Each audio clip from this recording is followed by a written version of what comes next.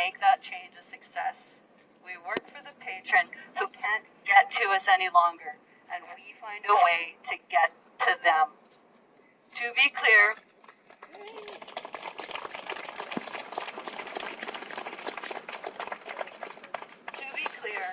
we are integral to every patron service at the library. Yes. This union is comprised of smart, hardworking, kind, well-educated people. Our opinion of what is happening in this library isn't just sour grapes. We are smart enough to know the lesson of the story of the wolf in sheep's clothing. In their great grand chastisement of the union, the administration has said, It is a difficult and humbling experience to admit that our operations do not reflect our values of innovation, equitable access, diversity, and inclusion, but that is our current reality.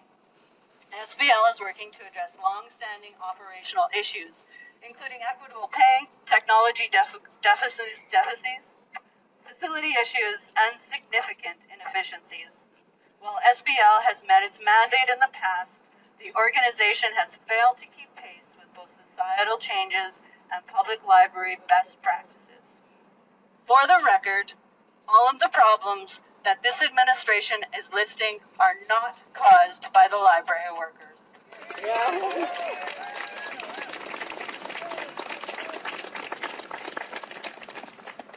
The problems at the library are caused by an administrative team who think that somehow using terms like equitable pay means that they can turn their backs on the actual work of getting to equitable pay.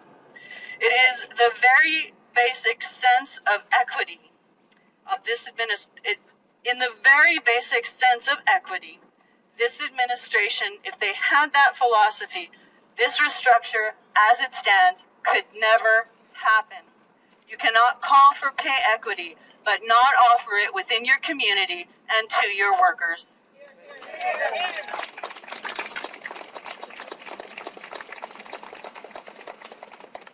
These missives ignore the fact that our union is diverse. And by empowering the diversity of this union, these members, they can meet all of the goals, but they will never will if that non-diverse source like this administration, they will never be able to bridge the divide between where they are and where we, the staff, are and where the public are. They'll never get there. For many years,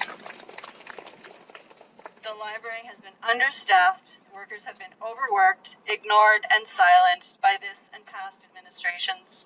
It has been put to us by this administration that we must run to an imaginary goal of public library best practices. This again doesn't speak to their philosophy of changing lives.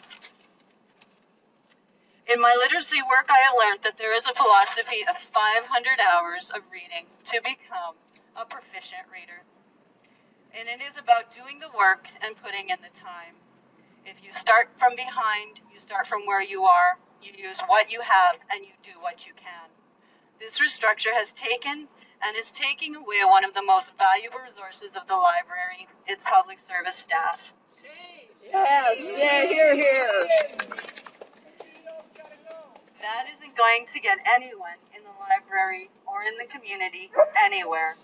The expertise of the staff, had it been properly used and not manipulated to make its work seem invaluable, should be an equal voice in getting to a place where we are all using best practices and where we are all changing lives every day.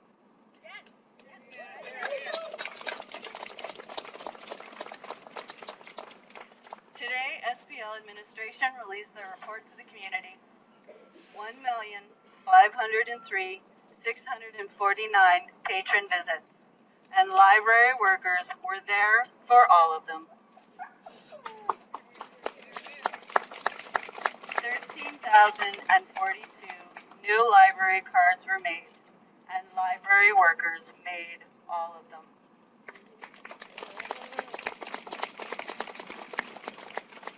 427,857 reference questions answered, and library workers answered all of them.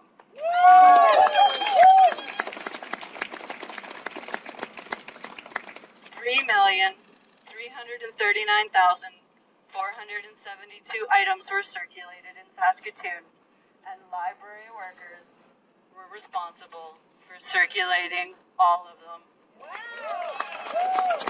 90,452 programs were attended, and library workers prepared, delivered, posted all of those programs.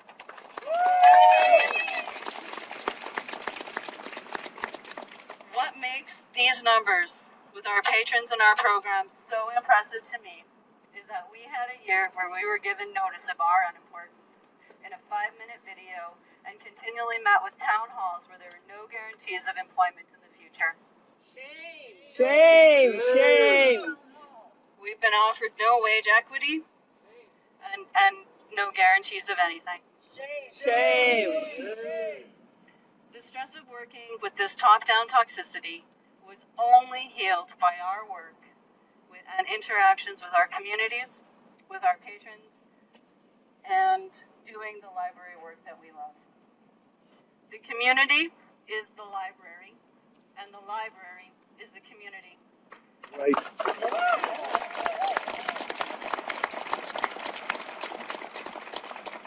The library workers are part of their communities. They are part of their library's community. We have some community members who are here today to offer some solutions and to help us out. And I really hope that you take some time and listen and help us fix this so we can continue bringing our patrons and our community the best services in the city.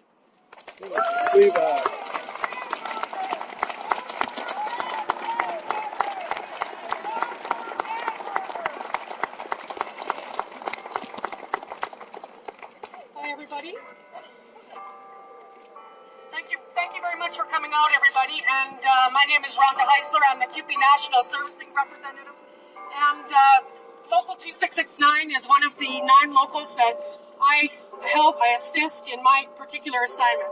I'll tell you, I've dealt with a lot of really nasty employers and a lot of locals before, and by far, I've never seen such a destructive force in the labor force today.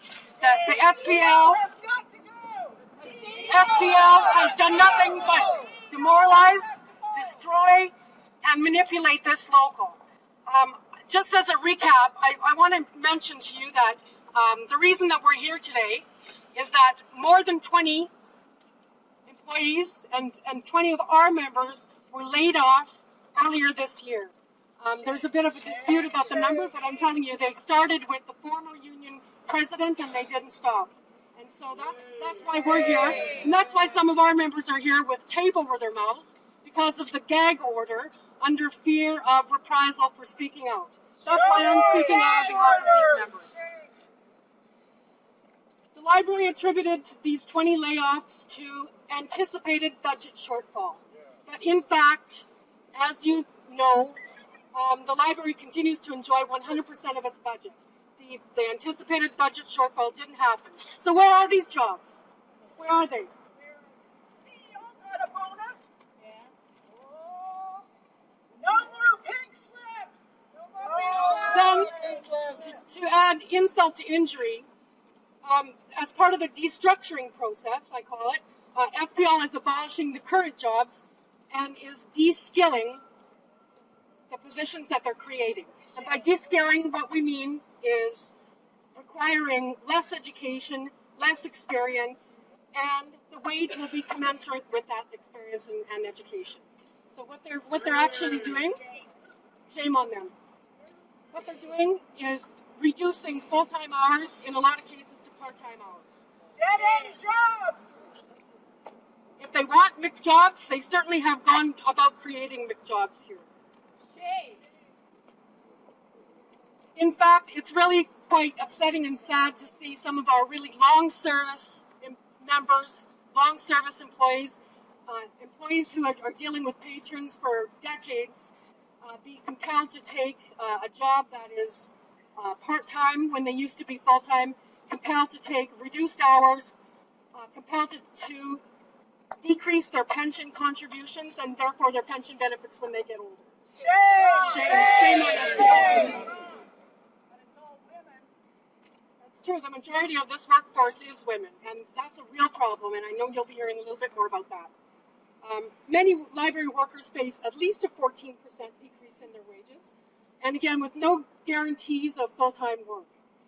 For other library workers, these losses are even more significant. Meanwhile, back at the branches at the library, the CEO does continue to enjoy a salary and bonuses in excess of $170,000, and that would be including about a $3,600 car allowance. The managers, they make around $95,000 to $120,000 depending on the position, so they're not suffering. They're offloading all of these wage cuts onto the workers.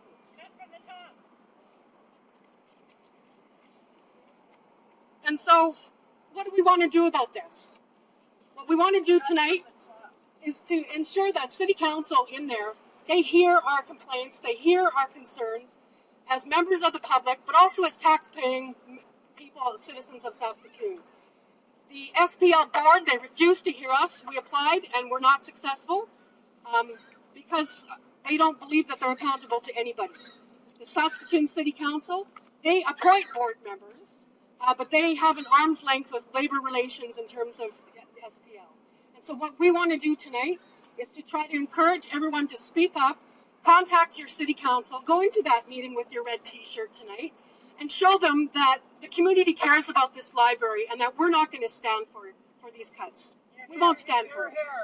Shame on SPL for plunging these workers into abject poverty.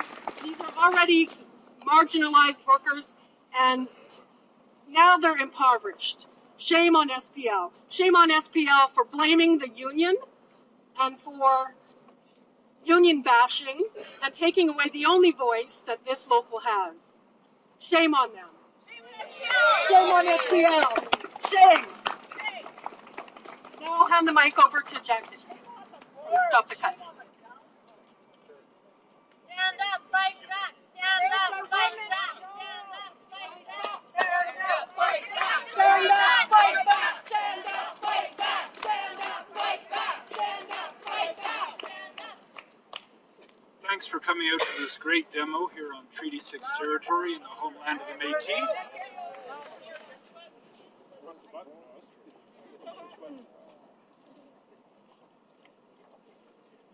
Okay, I'll speak really closely.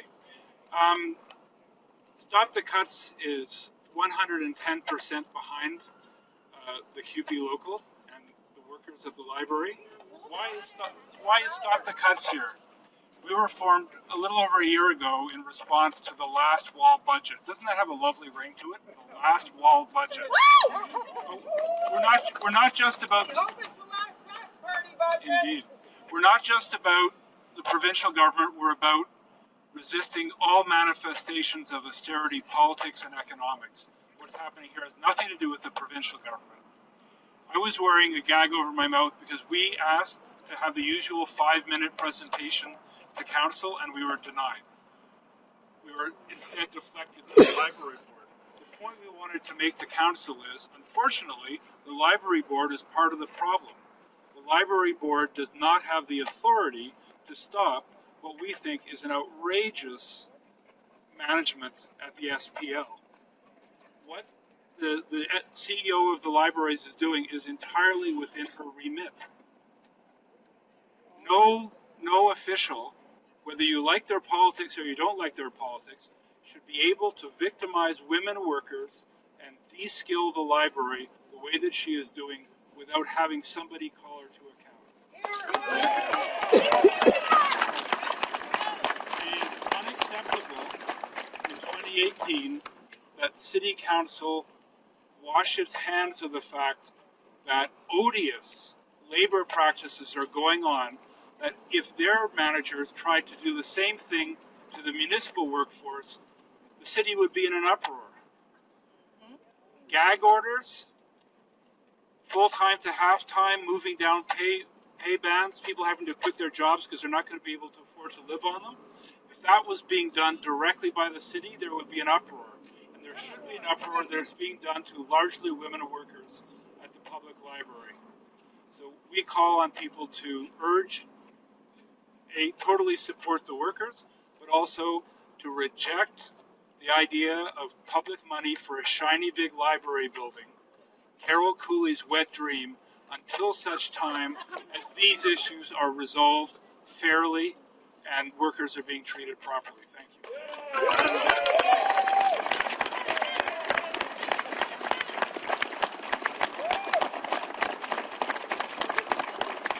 So just to wrap it up, let's go out with a big chant.